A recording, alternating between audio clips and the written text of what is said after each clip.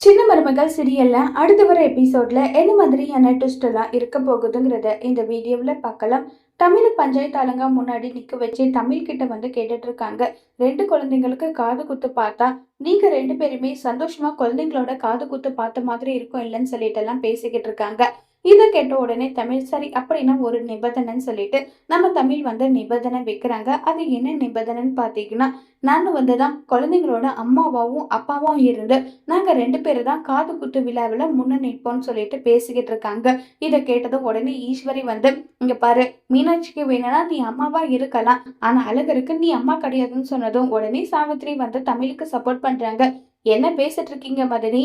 குழந்தைய பெத்தது யாருன்னு நினைச்சிட்டு இருக்கீங்க? தமிழ் தான் குழந்தைய பெத்தான். அவ பெரிய மனசு பண்ணதுனாலதான் ஏதோ அழகராது இந்த வீட்ல இருக்கான். அத நினைச்சு பாருங்க. தமிழ் முதல்ல என்ன சொல்ல வரன்றத காது கொடுத்து கேட்டுட்டு அதுக்கப்புறம் உங்க நியாயத்தை சொல்லுங்க. சும்மா எல்லாத்துக்கும் ஐஸ்வர்யாவுக்கு சொம்பு தூக்கிட்டு வராதீங்க மதனின்னு" சொல்லிட்டு சாவித்திரி திட்டினதும் உடனே ஈஸ்வரிக்கு என்ன பதில் சொல்றதுனே தெரியல. ராஜாங்கம் இதை நான் வந்து ஏத்துக்கிறேன்னு சொல்லிட்டு சொல்லிடுறாங்க. இது ஐஸ்வர்யாவுக்கு ஒரு மாதிரி ஃபீல் ஆயிடுது. இருந்தாலும் ஐஸ்வர்யா வந்து அதை வந்து அக்செப்ட் பண்ணிக்கிறாங்க.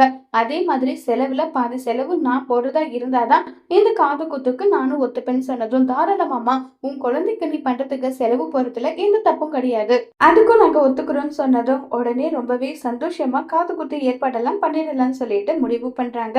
ஈஸ்வரி பயங்கர கோபத்துல வந்து இருக்காங்க. அப்ப வந்து சித்ரா சொல்றாங்க, "அம்மா என்னம்மா, நம்ம ஒரு பிளான் போட்டா கடவுள் ஒரு பிளான் போடுற மாதிரி தமிழுக்கே எல்லா விதமான பாய்தாவும் நடக்குதுன்னு சொல்லிட்டு இருக்காங்க. அது எப்படின்னு நடக்கும்? நான் தான் நடக்க விட்டுருவேனா? நான் என்ன பண்ண போறேன்றத பாரு.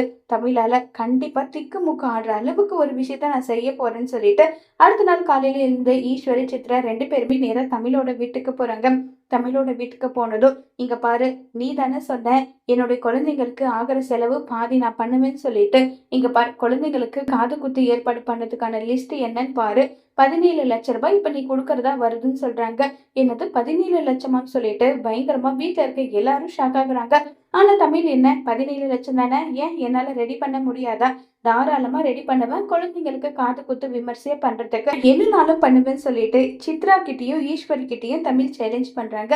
தமிழ் சேலஞ்ச் பண்ண மாதிரியே பணத்தை ரெடி பண்ணுவாங்களா இல்லையாங்கிறத வரப்போற எபிசோட்ல வெயிட் பண்ணி பார்க்கலாம். தேங்க்யூ.